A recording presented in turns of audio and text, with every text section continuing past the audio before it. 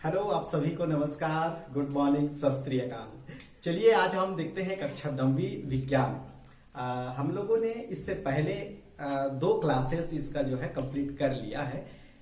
तो अगर आप उस समय ज्वाइन नहीं कर पाए थे तो आप YouTube पे जा सकते हैं और अजय कोर्राम सर्च करेंगे तो आपको वो सारे वीडियोस जो है YouTube पे मिल जाएंगे। तो हम लोगों ने पिछली क्लास में देखा था कि परमाणु की संरचना कैसी होती है, परमाणु में प्रोटॉन इलेक्ट्रॉन कैसे कैसे उपस्थित होते हैं और उनकी संयोजी कक्षाएं क्या होती हैं, संयोजी इलेक्ट्रॉन्स क्या होती हैं।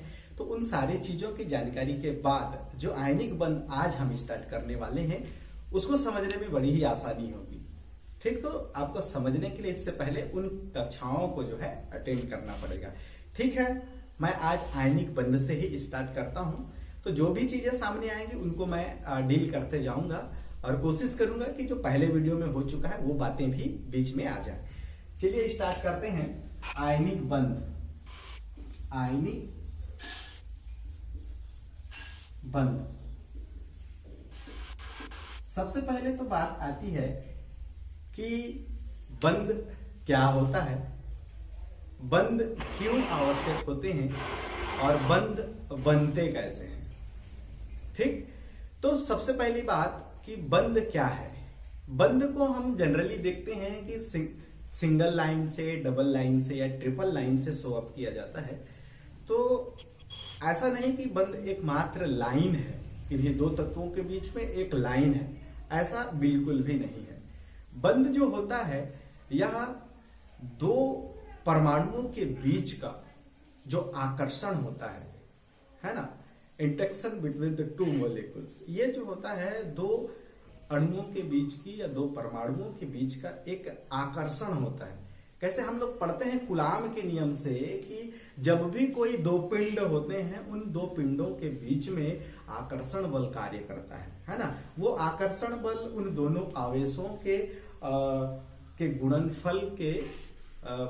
गुणनफल के समानुक्रमानुपाती तथा बीच की दूरी के जो वर्ग होता है उसके व्युत्क्रमानुपाती होता है। ऐसा हम लोग फिजिक्स का जो नियम होता है उसमें अपन पढ़ते हैं कूलाम का नियम से। 2 आवेश चार्ज होते हैं, क्या होता है, चार्ज पार्टिकल, आवेशित चार्ज होते हैं। मान लीजिए ये Q1 है और ये Q2 है, तो इसमें Q1 आवेश है, इसमें Q2 आवेश है, और ये क्या है, ये दोनों के बीच की दूरी है R।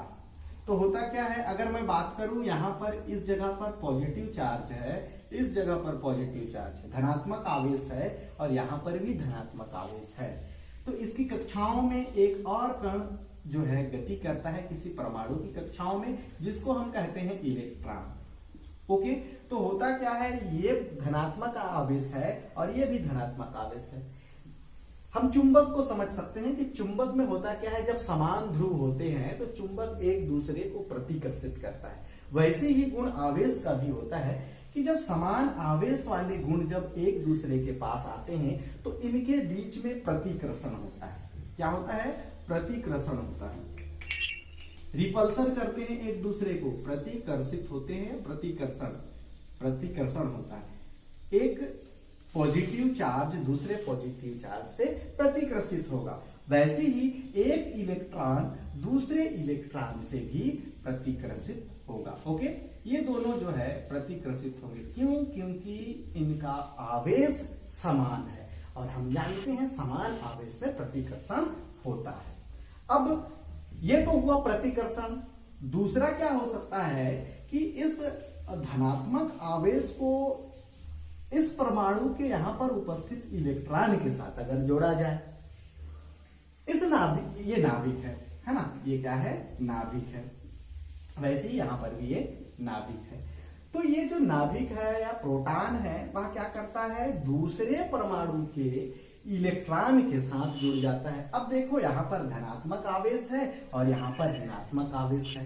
तो अब जब धन और ऋण एक दूसरे के पास आएंगे तो ये क्या होंगे, आकर्षित होते हैं। विपरीत आवेशों में आकर्षण, तो ये क्या करेंगे, एक दूसरे की ओर आकर्षित होंगे। क्या होंगे, एक दूसरे की ओर जो है ये आकर्षित हो जाएंगे। जब एक दूसरे की ओर आकर्षित होंगे तो यहां पर देखो 2 तरीके का काम करता है बल इन दोनों अणुओं के बीच में या दोनों परमाणुओं के बीच में। देखो एक क्या कर रहा है, उसको प्रतिकर्षित कर रहा है, एक दूसरा क्या कर रहा है, उसको आकर्षित कर रहा है। तो एक प्रतिकर्षित कर रहा है, दूसरा आकर्षित कर रहा है। तो इस तरीके से क्या होगा, ये जो है दो परमाणु जो है एक निश्चित दूरी पे आके जो है स्थिर हो जाएंगे। वहां से ना दूर जा पाएंगे ना उससे पास आएंगे, एक मिनिमम दूरी के बीच में जो है आकर दोनों के दोनों व्यवस्थित हो जाएंगे। जब दोनों के दोनों एक दूसरे के पास मिनिमम दूरी में अव्यवस्थित हो जाएंगे तो इनके बीच एक बल काम करेगा, उसको अपन बोलेंगे आकर्षण बल, या आकर्षण को हटा दो, मात्र कहते हैं अपन, बल कह देते हैं। इन दोनों के बीच में एक फोर्स काम करता है जो एक मिनिमम दूरी में उसको प्रतिकर्षित करता है और मिनिमम दूरी में भी जो है स्थिर करके रखता है। तो अब बात आती है कि जब आकर्षण बल को अट्रैक्शन फोर्स कहते हैं, AF अट्रैक्शन फोर्स, और प्रतिकर्षण को अपन रिपल्सन फोर्स, ये प्रतिकर्षण और ये आकर्षण। तो जब इन दो परमाणुओं के बीच में आकर्षण बल का मान जब प्रतिकर्षण बल के मान से ज्यादा होता है ना, ध्यान दीजिए क्या कह रहा हूं, जब इन दो परमाणुओं के बीच में या दो कणों के बीच में आकर्षण बल का मान प्रतिकर्षण बल के मान से जब ज्यादा होता है तो क्या होगा, ये और क्लोज होते हैं। तो इसी समय इनके बीच में एक बल कार्य करता है, उसी बल को जो है हम बंध कहते हैं। ओके, उसी बल को हम क्या कहेंगे, बंध कहेंगे। ओके, मैं यहां पे लिख के बता देता हूं कि जब बंध का निर्माण कैसे होता है, बंध का निर्माण किस स्थिति में होता है, कब बंध बनेगा, जब दो परमाणुओं के बीच में, जब दो परमाणुओं के बीच में आकर्षण बल का मान, आकर्षण बल का मान प्रतिकर्षण बल से अधिक होने पर परमाणु निम्नतम दूरी पर आकर व्यवस्थित हो जाते हैं या स्थिर हो जाते हैं, स्थिर हो जाते हैं, तब इनके बीच एक आकर्षण बल या फिर इनके बीच एक बल कार्य करने लगता है, एक बल कार्य करने लगता है। इस बल को, ये जो बल कार्य करने लगता है, इस बल को बंध कहते हैं। ओके, बंध कहते हैं। ठीक है, ध्यान से देखिए, बंध का निर्माण कब होगा, जब दो परमाणु या दो कणों के बीच में आकर्षण बल का मान प्रतिकर्षण बल के मान से अधिक होगा, तो उन परमाणुओं द्वारा एक मिनिमम दूरी में आकर स्थिर हो जाना तथा उनके बीच में एक बल का निर्माण होना या बल का कार्य करना ही उस बंध का रूप ले लेता है। ओके, तो इस तरीके से इन दोनों परमाणुओं के बीच में एक बंध बन जाएगा। ओके, तो आप लोगों को ये समझ में आ रहा होगा। ठीक है, इस तरीके से आप देखेंगे। अब हम बात करते हैं आयनिक बंध। ये तो था बंध का निर्माण, बंध किस तरीके से निर्मित होता है इस पर चर्चा था। अब देखते हैं जो हमारा टॉपिक है आयनिक बंध। आयनिक बंध, तो हमने बात था कि जो दो परमाणुएं होती हैं, इन दो परमाणुओं में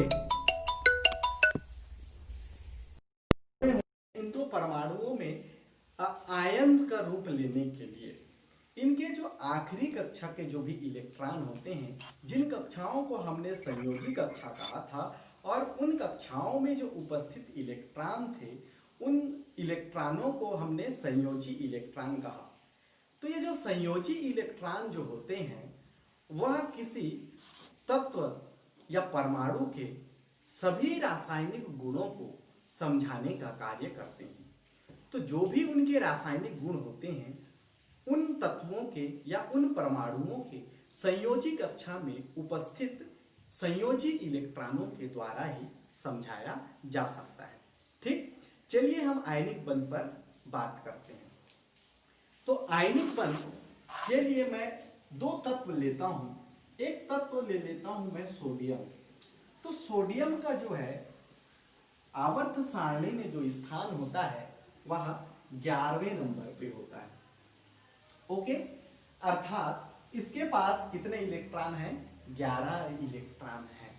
ओके, एक सोडियम परमाणु की मैं बात करूं तो एक सोडियम परमाणु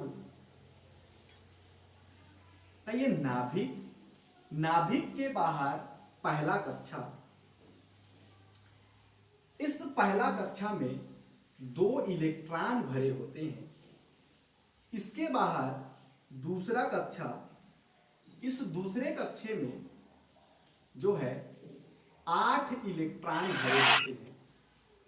दूसरा जो कक्षा होता है उसमें 8 इलेक्ट्रॉन भरे होते हैं। तो ये हो गया 2 और ये 8, टोटल हो गए 10। अभी भी एक इलेक्ट्रॉन और बचा है, तो यह इलेक्ट्रॉन चले जाता है सबसे आखिरी कक्षा में। तो ये क्या हो गया? यह एक सोडियम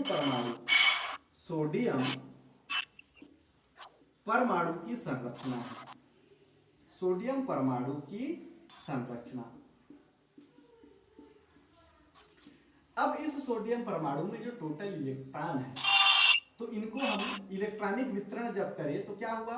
पहले वाले कक्षा में 2 इलेक्ट्रॉन, फिर उसके बाहर वाले कक्षा में 1 2 3 4 5 6 7 8 इलेक्ट्रॉन, और सबसे आखिरी वाले कक्षा में 1 इलेक्ट्रॉन। ओके, सबसे आखिरी वाली कक्षा में 1 इलेक्ट्रॉन।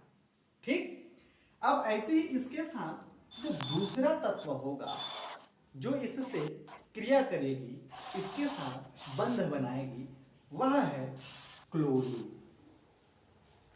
क्लोरीन। तो क्लोरीन का स्थान जो है वह आवर्त सारणी में 17वें नंबर पे है। ओके, कितने नंबर पे है? 17वें नंबर पे। 17वें नंबर पे है, अर्थात इसके पास इलेक्ट्रॉनों की संख्या 17 है और प्रोटॉनों की संख्या भी 17 है।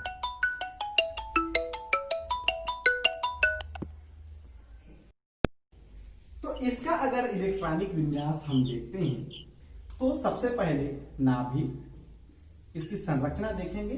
क्लोरीन परमाणु की संरचना, जैसे हमने सोडियम परमाणु की संरचना देखी थी वैसे ही हम क्लोरीन परमाणु की संरचना भी देखेंगे। तो नाभिक के बाहर सबसे पहला कक्षा, अरे यार,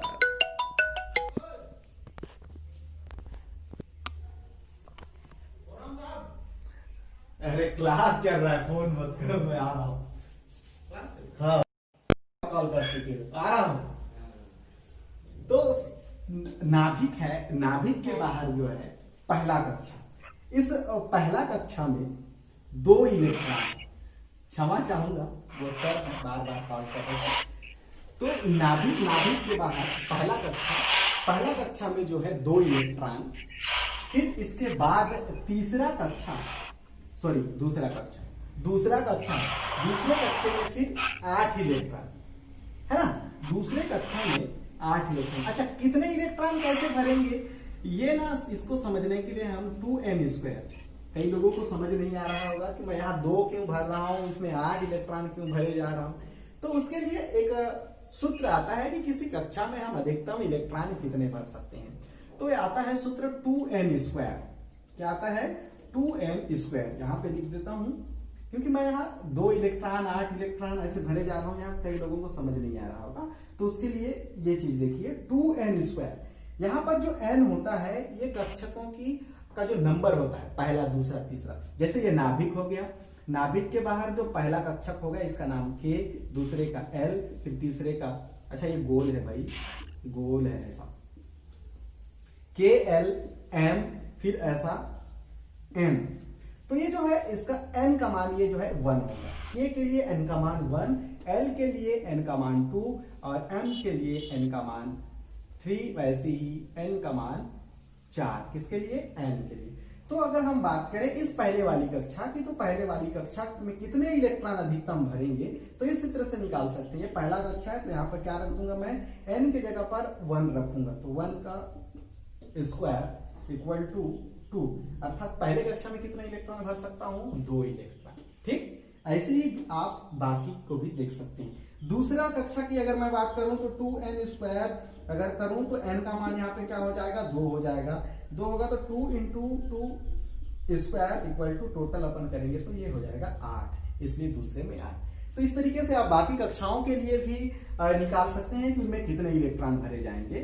तो ये तरीके से, तो चलिए अपन चलते हैं यहाँ पर कि जो क्लोरीन है उसका पहला कक्षा में 2 इलेक्ट्रॉन, उसके बाद वाले कक्षा में जो है 8 इलेक्ट्रॉन, 1 2 3 4 5 6 7 8, तो टोटल हुए हैं अभी 10, अभी हमारे पास है 7। ओके, तो अगला इलेक्ट्रॉन जो है के लिए नया कक्षा बनाना पड़ेगा और वो चले जाएंगे तीसरे कक्षा में, और वो कितने हैं? 7 बचे हुए हैं। तो 1 2 3 4 5 6 7। ओके, तो ये है एक क्लोरीन परमाणु की संरचना, क्लोरीन परमाणु की संरचना, परमाणु की संरचना। तो एक क्लोरीन परमाणु जो होता है इस तरीके से होता है, और सोडियम परमाणु की जो संरचना होती है इस तरीके से होती है। अब बात आती है कि ये परमाणु जो है बंद क्यों बनाते हैं, है ना? परमाणुओं को ऐसी क्या जरूरत होती है कि उनको बंद बनाना पड़ता है? तो जितने भी परमाणु होते हैं वो अनस्टेबल होते हैं, अस्थायी होते हैं, तो वो सभी चाहते हैं कि वो स्थायी हो जाए। तो स्थायी होने के लिए एक कंडीशन आता है कि लुईस नामक वैज्ञानिक ने बताया था, लुईस का अष्टक नियम।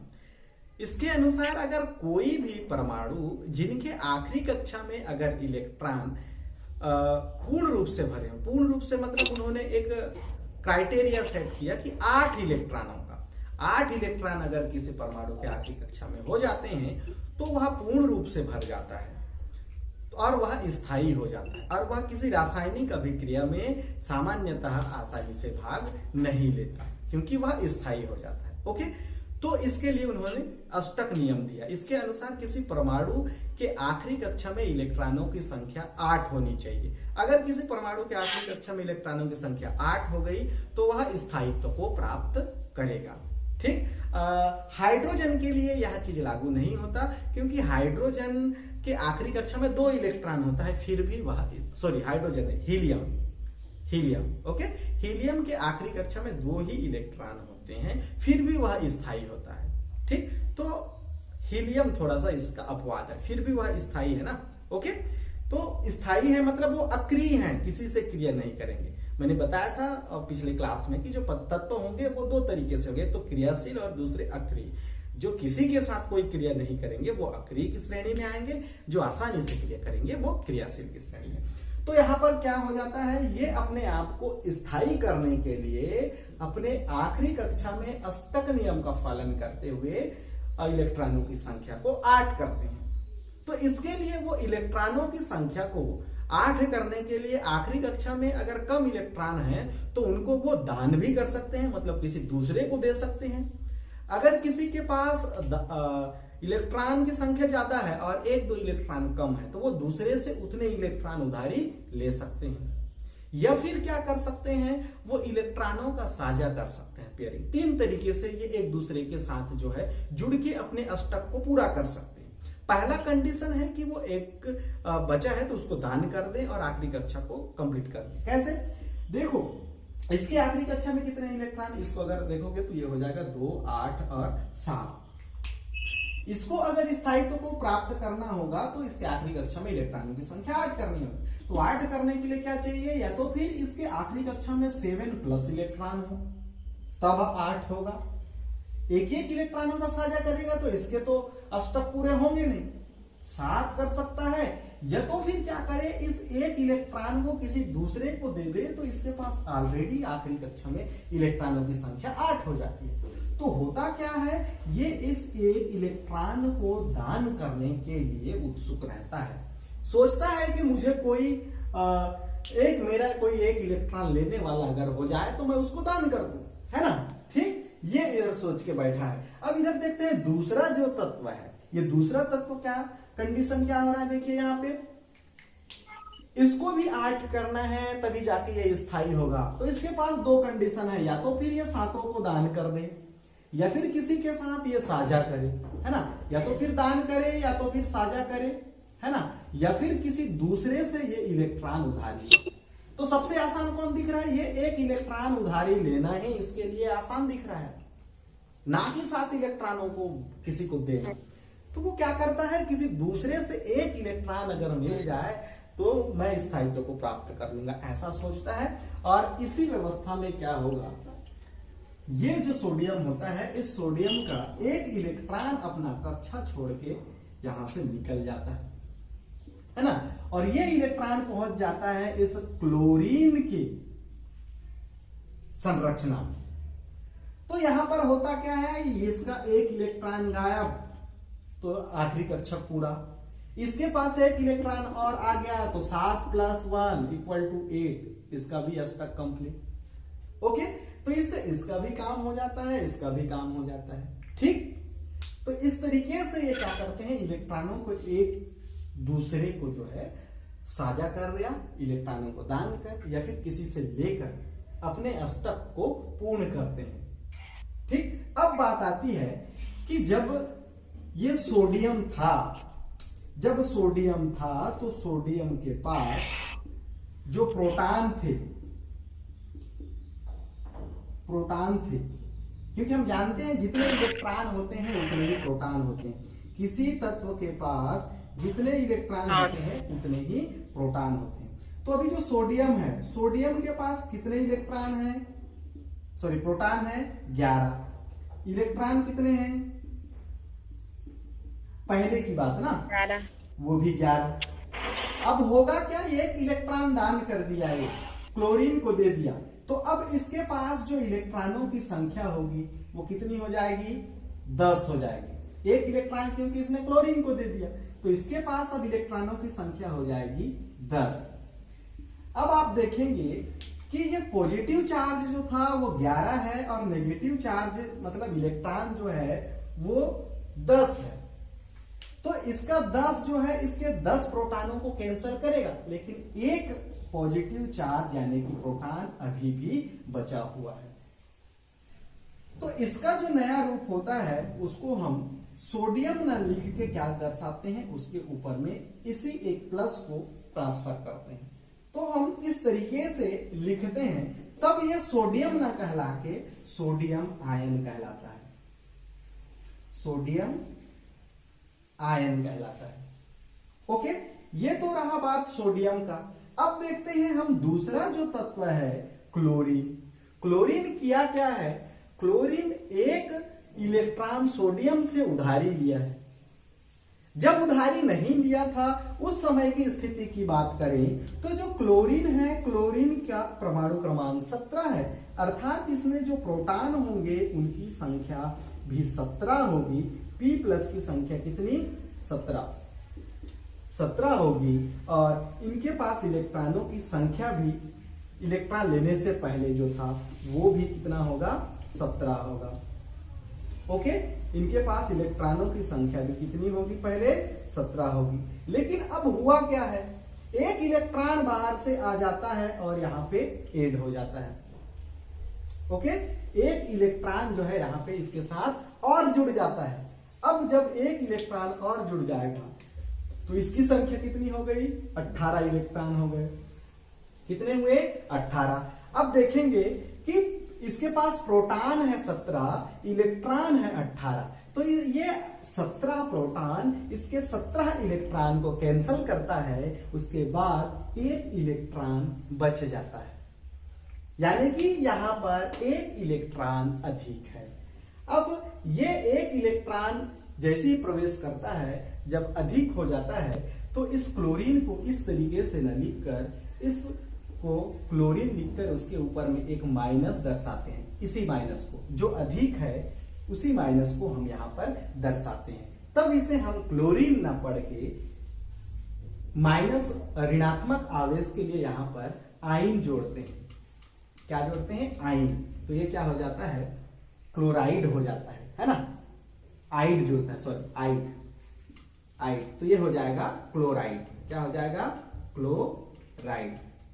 अब इसको हम क्लोरीन नहीं पढ़ेंगे, इसको क्लोराइड आयन पढ़ेंगे। ये क्या हो जाएगा? Chloride ion.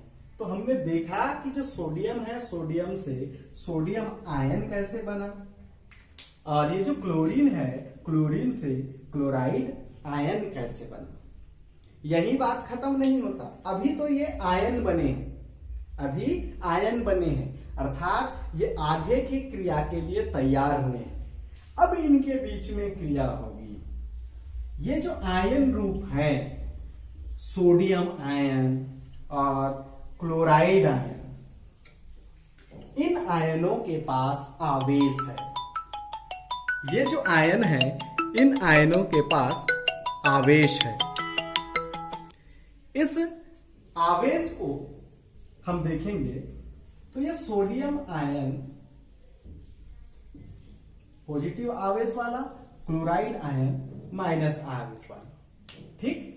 फिर ये वही कंडीशन हुआ जो मैंने आपको प्रारंभ में बताया था कि दो आवेश हैं Q1 Q2, है ना।